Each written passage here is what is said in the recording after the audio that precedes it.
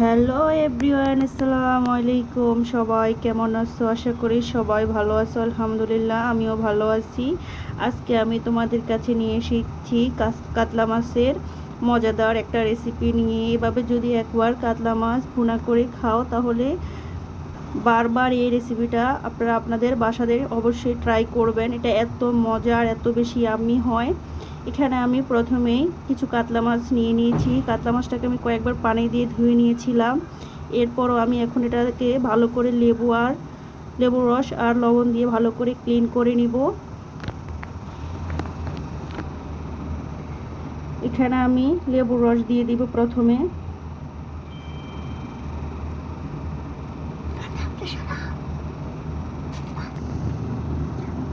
প্রায় 1 টেবিল চামচের মতো আমি লেবুর রস দিব।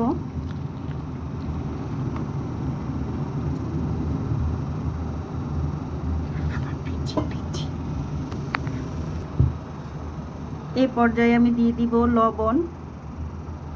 এখন লবণটাকে আর লেবুর রসটাকে আমি একসাথে করে কাতলা মাছগুলোকে ভালো মতো হাতের সাহায্যে কষলিয়ে কিছুক্ষণ ম্যারিনেশন করে নিব। এতে করে মাছের মধ্যে একটা আষ্টে গন্ধ থাকে, সেই গন্ধটাও চলে যায়।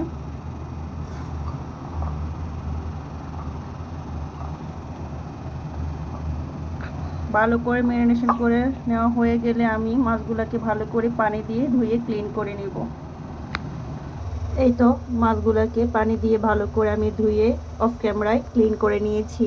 আর এখন একটা ঝুড়ির মধ্যে রেখে দিয়েছি পানিটা ঝরার জন্য। এখন আমি এই মাছটা ভুনানোর জন্য আরও কিছু উপকরণ রেডি করে নেব। এখানে আমি মিডিয়াম সাইজের 3টা পেঁয়াজ কুচি করে নিয়েছি 7-8টা কাঁচামরিচ ফালি করে নিয়েছি। পেস্তা বাদাম শিলপাটায় বেটে এখানে প্রায় আমি 3 টেবিল চামচের মতো পেস্তা বাদাম বেটে নিয়েছি। চাইলে আপনারা গ্রেটারও গ্রেট করে নিতে পারেন। আর এখানে আমি নিয়েছি প্রায় 1.5 টেবিল চামচের মতো সরিষা বাটা নিয়েছি। মিডিয়াম সাইজের একটা টমেটো পেস্ট করে। এখন আমি রান্নার জন্য চুলাতে একটা ফ্রাই প্যান বসিয়ে দিব। ফ্রাই প্যানটাকে গরম করে আমি দিয়ে দিব রেগুলার রান্নার তেলটাকে ভালোভাবে গরম করে নিব। এইদিকে আমি কাঁচা মাছগুলোর মধ্যে পরিমাণ মতো লবণ আর হলুদ দিয়ে ম্যারিনেশন করে নিব।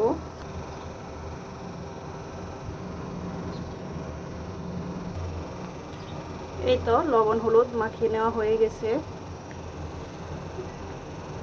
এ পর্যায়ে গরম তেলের মধ্যে আমি মাছগুলা ভাজার জন্য ছেড়ে দিব। এখন আমি সময় নিয়ে একটু মাছগুলোকে ভালোভাবে লাল লাল করে তেলের মধ্যে ভেজে নেব।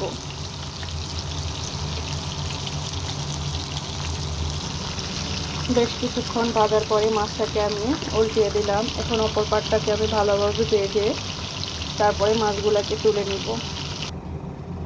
এই তো সবগুলা মাছকে আমি তেলের মধ্যে ভেজে তারপরে তুলে নিলাম। এখন মাছ ভাজা তেলের মধ্যে আমি দিয়ে দিব পেঁয়াজ কুচি।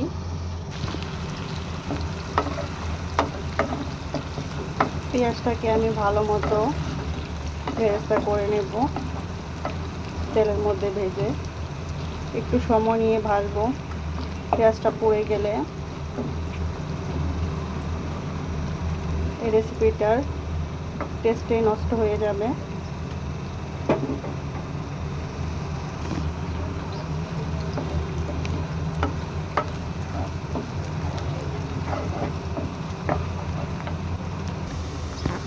আমি পুরোপুরি বাদামি করে পেঁয়াজটাকে ভাজবো না, গাঢ় বাদামি করে না, হালকা বাদামি হয়ে আসলে এখানে দেখুন পেঁয়াজটা কতটা বাদা হয়ে আসছে। এই পর্যায়ে আমি চুলার হিটটা মিডিয়াম লোতে নিয়ে আসবো আর দিয়ে দিব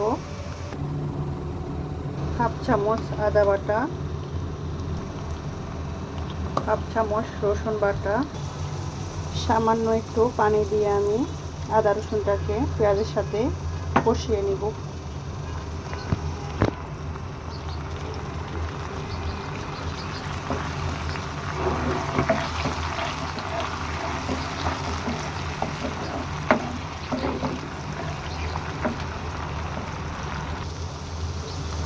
আদা রসুনটাকে যখন তেলের মধ্যে ভাজা হয়ে যাবে আর কাঁচা গন্ধটা চলে যাবে। পর্যায়ে আমি দিয়ে দিব 1 চামচের থেকে একটু কম পরিমাণে হলুদের গুঁড়া, দিয়ে দিব 1 চা চামচ পরিমাণ মরিচের গুঁড়া, দিয়ে দিব 1/2 চা চামচ পরিমাণ জিরার গুঁড়া, দিয়ে দিব পরিমাণ মতো লবণ। এই পর্যায়ে সামান্য একটু পানি দিয়ে দিব আবারও, দিয়ে মশলাটাকে ভালো মতন কিছুক্ষণ কষিয়ে নেব।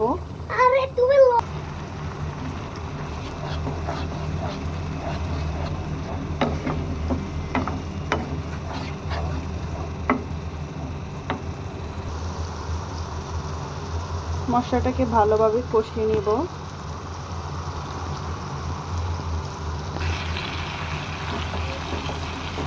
দেখুন মশলাটা কষে সম্পূর্ণভাবে তেল ছেড়ে দিয়েছে। এই পর্যায়ে আমি দিয়ে দিব বাদাম বাটা আর দিয়ে দিব সরিষা বাটা।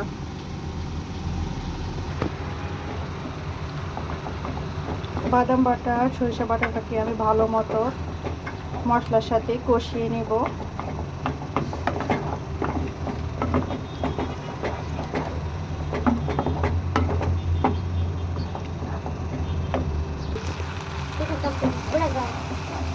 এতে আমি সরিষা বাটা আর বাদাম বাটাটাকে ভালোভাবে তেলের মধ্যে ভেজে নেব।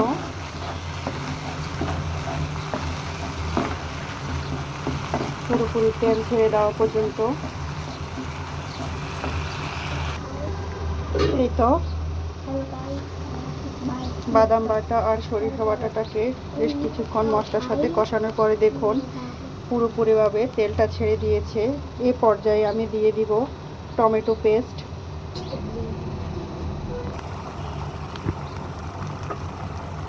টমেটো পেস্টটাকে আমি ভালো মতো কষিয়ে নেব সবগুলো উপকরণের সাথে।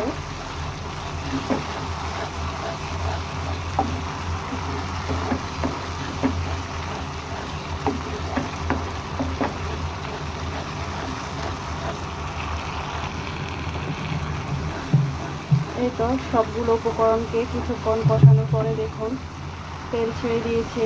এ পর্যায়ে আমি সামান্য পানি এখানে অ্যাড করে সবগুলো উপকরণকে আরও কিছুক্ষণ কষিয়ে নেব। এতে করে গ্রেভিটার টেস্ট আরও বেশি ভালো আসবে।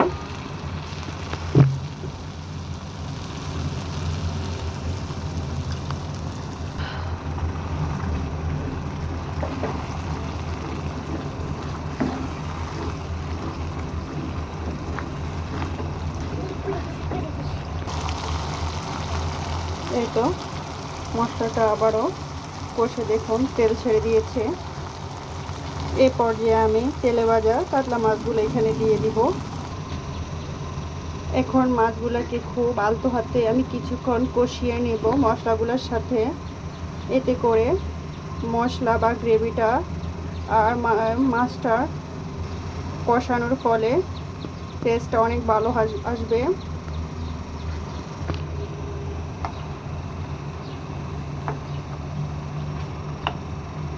কিছুক্ষণ কষানোর পরে মাছটাকে আমি একটু উল্টিয়ে নেব।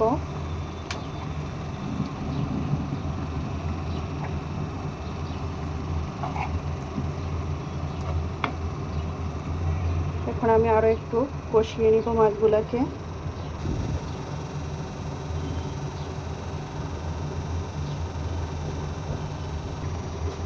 এই তো প্রায় 2 মিনিটের মতো আমি এটাকে কষিয়ে নিলাম। এখন এই পর্যায়ে আমি দিয়ে দিব গরম পানি। এই তো গরম ঝোল দেওয়া হয়ে গেছে। এখন আমি এটা ফুটে আসলেই দিয়ে দিব 4-5টা কাঁচামরিচ ফালি করে, দিয়ে দিব 1/2 চামচের মতো চিনি,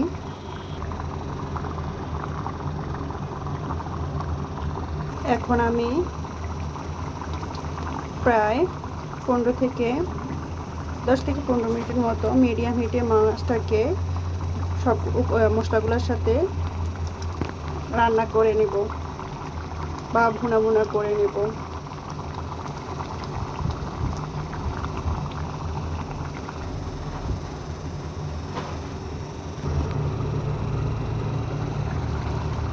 এতে পর্যায়ে ডাকটা তুলে নিব আর মাছটাকে নেড়ে ছেড়ে দিব। আমি এর মাঝেও কয়েকবার ডাকটা তুলে মাছগুলাকে নেড়ে ছেড়ে দিয়েছি।